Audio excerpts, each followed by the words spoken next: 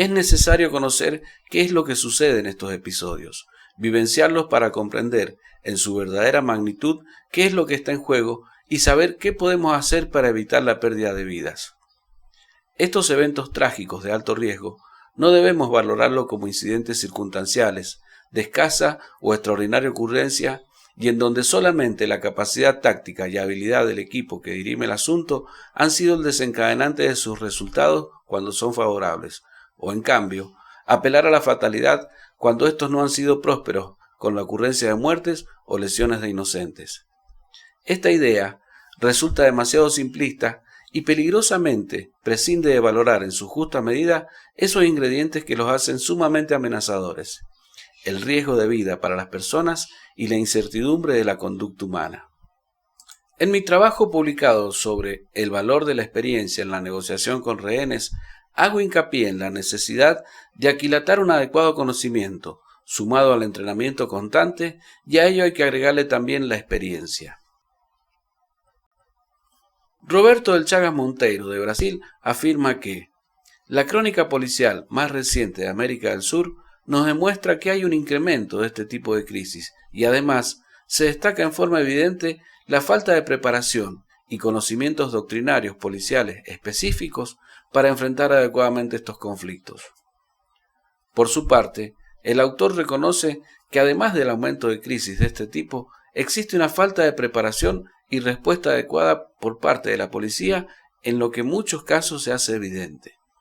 Vemos aquí cómo diversos autores no solo reconocen la existencia del problema delictual que enfrentamos, sino que sus afirmaciones hacen hincapié en que existe una falta de preparación por parte de las administraciones de policía para enfrentar casos como los que vamos a estudiar.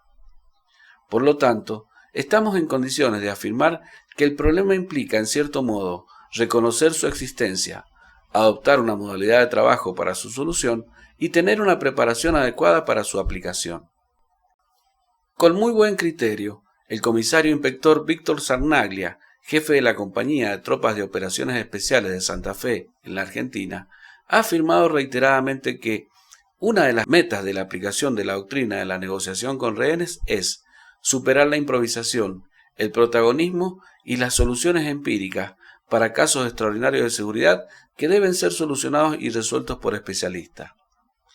La doctrina de negociación con rehenes nos dice que la presencia de especialistas en el lugar es un requerimiento necesario para lograr mejorar los resultados hasta ahora observados en muchos hechos, y que se repiten a diario en la crónica periodística, que aprovecha la ineficiencia de las instituciones para difundir hechos sangrientos, algunos de los cuales han sido calificados como masacres por la prensa amarillista. Tampoco hay que pensar que todavía estos casos siguen siendo una cuestión dispersa y escasa. Por el contrario, del estudio de casos que he realizado en los últimos años, puedo afirmar con meridiana certeza que existe un alto índice de ocurrencia en todo el mundo, considerando que deberían ser crisis extraordinarias o excepcionales, y que, sin dudas, son muchos los casos de los que no se tienen noticias. Podemos estar seguros que las resoluciones inadecuadas conducen a la pérdida de vidas, como ocurrió el jueves 2 de mayo de 2000 en La Paternal, donde 2 sospechosos fueron abatidos y un rehén resultó gravemente herido. Aquellas tácticas de tomar rehenes que comenzaron a utilizar los terroristas en los años 60 y 70 se fueron trasladando como modus operandi de la delincuencia común, que muchas veces, sin un fin concreto, sin un objetivo en particular, intentan amedrentar a las fuerzas policiales mediante amenazas, muchas veces concretadas, de ejecutar un rehén si no se satisfacen sus demandas. El objetivo verdadero lo constituye en la forma en que estos hechos son tratados y donde se pone en juego la vida de seres humanos. Las confrontaciones armadas hacen los hechos más caóticos aún.